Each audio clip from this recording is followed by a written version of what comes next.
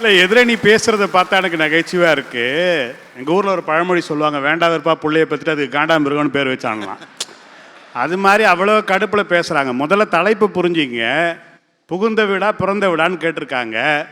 பிறந்த வீடு என்பது கூண்டு, ஒரு தங்க கூண்டு, அது அழகாக இருக்கும். ஆனால் புகுந்த வீடு என்பது கூடு, அசிங்கமாக இருந்தாலும் அதில் சுதந்திரம் இருக்கும். இங்கே பேசுறது தயவு செஞ்சு புரிஞ்சுட்டு பேசுங்க. எனக்கு ஆரம்பத்தில் நடுவர் மேலே கொஞ்சம் சந்தேகமாக இருந்தேன். அந்த பக்கமே வாசிச்சுட்டு இருக்காரு. ஐயோ, நானே எவ்வளோ நடுவரை பார்த்துருக்கேன் இவரை மாதிரி ஒரே சைடில். பிறந்த வீடு தான், அம்மா தான், அப்பா மடியில் தான் உட்காந்துக்கணும். எது கல்யாணம் பண்ணினாருன்னு தெரில. உட்கார வேண்டியதானே. இப்போ 8 மணிக்கு 9 மணிக்கு மேலே முடிச்ச உடனே என்ன சொல்லாரு, எப்பா மா மா சுடு தண்ணி இருக்கா கேட்க தானே போறாரு, பார்க்க தானே போகிறோம். ஏன் போக வேண்டியதானே திட்டுக்கல்ல போயிட்டு, எம்மா பெற்றெடுத்த தாயே உன் கையில் நான் சுடு தண்ணி வாங்கி குடித்தால் தான் என் தொண்டை நல்லா இருக்கும். கேட்கல. இந்த அம்மா சொல்கிறாங்க, எங்களுடைய மார்க்கத்தில் சீக்கிரமாக கல்யாணம் பண்ணி வச்சுருவாங்க அப்படின்னு. அம்மா படிக்க வைக்க மாட்டாங்க, அதெல்லாம் பொய்மா, உனக்கு தெரியவே தெரியாது, நீ இன்னும் குழந்தை தான். எங்கள் அணியில் இருக்கிறாங்களா டாக்டர் அம்மா, இந்த அம்மா கல்யாணம் ஆகும்போது பிஎஸ்சி படித்து சர்டிஃபிகேட் கூட வாங்கல, கல்யாணம் பண்ணி கொடுத்தாங்க. அதுக்கப்புறம் எம்எஸ்சி எம்ஃபில் பிஹெச்டி படித்து தான் அவங்க வீட்டுக்காரரு. அப்புறம் தணிகை கேட்குறாரு, உங்கள் வீட்டுக்காரமா ஃபாரின் கூட்டின்னு போனீங்களா? கூட்டின்னு போனேன். நான் கேட்குறேன், உங்கள் வீட்டுக்காரமா அமெரிக்கா கூப்பிட்டு போனீங்களா, லண்டன் கூப்பிட்டு போனீங்களா? எல்லாம் கூப்பிட்டு போனோன்னே உங்கள் வீட்டில் சொல்லுவாங்க இல்லை, என்ன சொன்னாங்க, 4 நாள் எங்கள் அம்மா வீட்டுக்கு போயிட்டு. எதுக்குன்ற அங்கே போனோன்னே என்ன நடக்கும் தெரியுங்களா? ஊர்லேருந்து அந்த சாக்லேட்லாம் எடுத்துன்னு போயம்மா ஊருக்கு போனோமா நல்லா வச்சுருவோம், குளிர மாடி அவர் இருந்தால எனக்கு கெட்டிமா ஒரு கோழி குஞ்சு மாதிரி கெட்டியாக பிடிச்சிக்கிட்டே போனாருமா. புது இடம் எப்படி இருந்து பயப்படாமல் இருந்தேன், அவர் இருந்தார்லம்மா நான் தைரியமாக இருந்தேம்மா, அவர் இருந்தார்லம்மா நான் தைரியமாக இருந்தேம்மான்னு சொல்லிட்டு புகுந்த வீட்டோட பெருமையை பற்றி பேசுறதுக்கு தான் சார் வள்ளுவன் சொன்னான் சார், எது சொர்க்கம் என்பா மனைவியின் தோல்ல சாய்ந்து கிடக்கிறது தான் சொர்க்கம்னா. அப்போ மனைவி சொர்க்கமானவள் தானே. அந்த மனைவி எங்க இருப்பா? புகுந்த வீட்டில் தானே இருப்பா. பிறந்த வீட்டில் இவங்க சொல்றாங்களே. ஆயிஷாட்டு நான் ஒன்னே ஒன்று கேட்குறேன், உனக்கு மாமியார் கொடுமைக்காரி அதெல்லாம் விட்டுரு, உங்க அப்பா நல்லவர், உங்க அம்மா நல்லவங்க, உங்க அண்ணன் நல்லவன், உன் தம்பி நல்லவன், உங்க அக்கா நல்லவங்க, எல்லாம் நல்லவங்க, உங்க வீட்டிலே வச்சுக்கிற உங்க அப்பா சொல்லுவாரா? இல்லை யதார்த்தமாக பேசுவோம், பட்டிமன்றம் விட்டுருங்க. நாளைக்கு அவங்க அப்பா என் பொண்ணு நாங்கள் நல்ல குடும்பத்தில் இருக்கிறோம், என் பொண்ணை யாருக்கும் கட்டி கொடுக்க மாட்டோம், நாங்கள் அன்பானவர்கள், அன்பிலே பிணைப்போம் சொல்லு.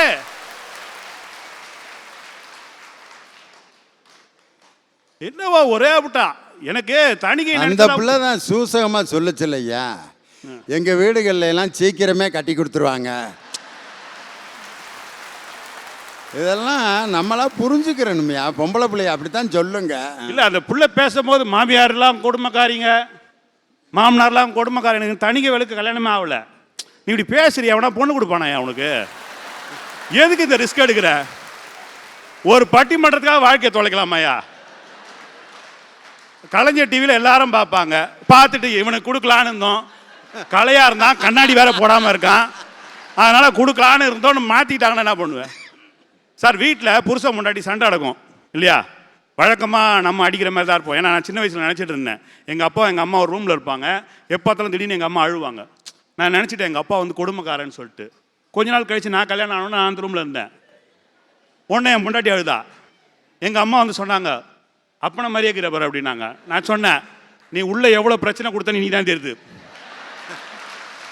இவ்வளோ நாளாக நான் அந்த ஆள் ரொம்ப மோசமான வில்லன்னு நினச்சிட்டு இருந்தேன். நீ என்ன தொல்லை கொடுத்தா அந்த ஆள் அரைஞ்சிருப்பான். நீங்கள் ஆண் கோவப்பட மாட்டான் தெரியுங்களா, வாயமுறி வெளியே எங்கள் அம்மா இருக்கிறாங்க, வாயமுறி சும்மா இருன்னு அதான் நடக்கும். அப்படியா? இனிமே வீட்டில் எப்படி குடும்பம் நடக்குது பார்த்தீங்களா? சும்மாரு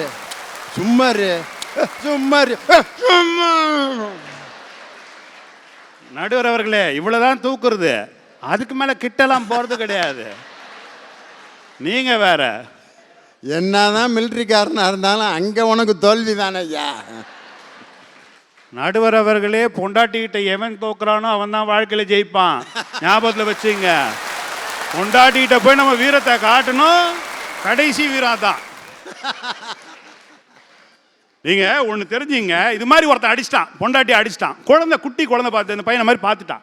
இந்த குழந்தைய பார்த்த உடனே அம்மாவை அடிச்சிட்டாங்கன்னு ஒரு பயம் வரும். இந்த அப்பங்காரனு கைக்கு நடுக்கும், ஏன்னா குழந்தை பார்த்துட்டானே சொல்லிட்டு. இந்த அம்மா என்ன பண்ணுவா தெரியுங்களா, இந்த தாய் டப்புன்னு முகத்தை முன்னாடி தொடச்சிட்டு ஒன்னேடா அப்பாவும் அம்மாவும் சும்மா சண்டை போட்டு சிரிக்கிறேன் பாரு சொல்லிட்டு தன் வலியை மறைத்து கொண்டு குழந்தையின் மகிழ்ச்சிக்காக வாடுறா மனைவி. பார்த்தீங்களா, அதுதாங்க மகிழ்ச்சின்றது. அதெல்லாம் இந்த 2 பேருக்கு தெரியாது. நான் கேட்கிறேன் நடுவர் அவர்களே, உங்கள்கிட்ட ஒரு கேள்வி. அறிவாளிக்கும் முட்டாளுக்கு என்ன வித்தியாசம்? நல்லது கெட்டது எதுன்னு தெரிஞ்சுக்கிறவன் அறிவாளி, அது தெரியாதவன் முட்டாள். அதெல்லாம் ஒன்றும் இல்லை. அறிவாளி தன்னைத்தானே கேள்வி கேட்டுக்கொள்வான், முட்டாள் எதிராளியை பார்த்து கேள்வி கேட்பான். இப்போ நான் உங்ககிட்ட ஒரு கேள்வி கேட்க போகிறேன். இப்போ என்ன முட்டாள் நினச்சிடாதீங்க. முட்டாளாக இருந்தால் தான் அறிவாளி ஆக முடியும். அறிவாளி ஆக முடியாது. இப்போ நான் முட்டாளாகவே இருக்கேன். மச்சினிச்சியை நேசிக்கலாமா நேசிக்கக்கூடாதா? இந்த மாதிரி வில்லங்கமான கேள்வியெல்லாம் ஏன்ட்டையா கேட்டுக்கிட்டு இருக்க? நீங்கள் கெமிஸ்ட்ரி வாத்தியார் தானே? நீங்கள்? ஆமாம். என்ன கெமிஸ்ட்ரியை பற்றி கேட்குறேன் நான். மச்சின்சியை நேசிக்கலாமா நேசிக்கக்கூடாதா? ஒன்றும் தப்பு இல்லை. மனைவி கூட பிறந்த தங்கச்சி, அது என்ன தங்கச்சிக்கு அதுக்கு என்ன வித்தியாசம்? தங்கச்சியை பாசமாக வச்சுருப்பான், அது பார்த்தீங்கன்னா கொஞ்சம் நக்கல் பண்ணுவான், அவ்வளோதான். என்ன கொழுந்தியார மாமனை ஒன்றும் கவனிக்க மாட்டேங்கிற அப்படின்னா, ஆமாம் எங்கள் அக்காவை கொடுத்ததே அதிகம், இதில் நாங்கள் வேற அக்கா அப்படிங்க. சரி சும்மா ரொம்ப இது பண்ணிக்கிட்டு இருக்காத.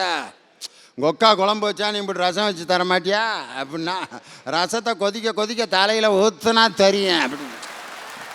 இதெல்லாம் கொழுந்தியாட்ட தான் பேச முடியும், கூட பிறந்த தங்கச்சிகிட்ட பேச முடியுமா? இந்த ஜாலியாக பேசுகிறது இருக்கு பாருங்க, அது உலகத்தில் தமிழன் உறவுகளை புதுப்பிப்பதற்காக கண்டுபிடிக்கப்பட்ட அற்புதமான ஒரு மருந்து. மாம மச்சினை நக்கல் பண்ணுறது, கொழுந்தியால கிண்டல் பண்ணுறது, இதெல்லாம் உறவுகளை பலப்படுத்துகிற விஷயம். ஏன் அதை கேட்டேன்னா, இப்போ சமீபத்தில் ஒரு ஆய்வு அறிக்கை வந்திருக்கு. மனைவியை நேசிப்பவர்களுக்கு 50% இதய நோய் வராதான். இப்போ மிச்சம் 50% நாம் எங்கே போனோம் இல்லையா? அதனால் நடுவர் சொன்னபடி மச்சின்சியை நேசிக்கலாம். இந்த மனைவியின் மட்டும் கிடையாதுங்க. ஒரு பெண் ஒரு குடும்பத்துக்குள்ளே போனால் அவன் மனைவி மட்டும் இல்லை, அவள் தான் அந்நியா மாறுவா. நீங்கள் வீட்டுக்குள்ளே ரோஜா செடி வச்சுருக்கீங்க, திடீர்னு அது பூக்கும். அது மாதிரி திடீர்னு நம்ம வீட்டுக்குள்ளே அண்ணி வந்துடுவா. நம்ம திடீர்னு பீரெல்லாம் அடிச்சுட்டு ஒரு புளி முட்டாயெல்லாம் போட்டுட்டு மச்சினை உள்ளே போவான். பார்த்தீங்களா, மச்சினை உள்ளே போவான், அது குறைஞ்சிரும். அண்ணங்கார சட்டை எடுத்து தம்பி போடுவான்ல, அது குறையும். அண்ணனை மரியாதையெல்லாம் பேசுவான் இல்லையா, அது குறையும். நான் ஒன்று கேட்கிறேன் நடுவர்களே, நீங்கள் என்ன எப்படி கூப்பிடுவீங்க? என்ன உறவு முறை வச்சு கூப்பிடுவீங்க? தம்பி. உங்க மனைவி என்னன்னு கூப்பிடணும்? நீ எனக்கு தம்பின்னா என் மனைவிக்கு நீ கொழுந்தனாரு. அப்படி கூப்பிட்டுருக்காங்களா? அவங்க எப்படி கூப்பிடுவாங்க? என் மூத்த புள்ளன்னுவாங்க. அன்னைக்கு தாங்க தெரியும் மச்சினன்றவன் மூத்த புள்ளன்றது. இதெல்லாம் பிறந்த வீட்டில் தான் நடக்கும், நீங்க புகுந்த வீட்டில் நடக்காது. நீங்க பாரதி மாதிரி வாழ்ந்துடலாம், ஆனா செல்லம்மா மாதிரி வாழ முடியாது. ஒரு காந்திய மாதிரி வாழலாம், கஸ்தூரிபா மாதிரி வாழவே முடியாது. ஏன் தெரியுமா? கஸ்தூரிபாவுடைய கடைசி காலத்தில் அவங்க படுத்துட்டு இருக்காங்க, உயிர் போக போகுது, பாபா பாபான்னு கூப்பிட்டு இருக்கிறாங்க. காந்தி வெளியே நின்றுட்டு கை கால் நடுங்குது. வெள்ளையனுடைய பீரங்கி எதிர்த்த காந்தியால் மனைவியுடைய ஈனக்குரலை சந்திப்பதற்கு தைரியம் இல்லைங்க. தாங்க உண்மை. யோசிச்சு பாருங்க.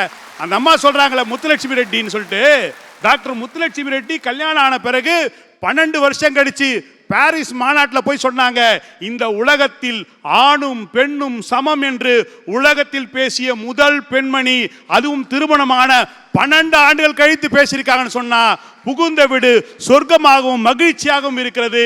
புகுந்த வீடு வந்த பிறகுதான் ஒரு பெண்ணால் மகிழ்ச்சியாக இருக்க முடியும் என்று கூறி வாய்ப்பளித்த நல்ல உள்ளங்களுக்கு நன்றி பாராட்டி விடைபெறுகிறேன். நன்றி, வணக்கம்.